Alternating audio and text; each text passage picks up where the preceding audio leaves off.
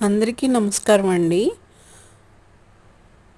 1 year back నేలలో పండించిన వంకాయలు, వంగ తోట ఆ వీడియో చూస్తుంటే ఎంతో ఆనందం వేసిందనమాట.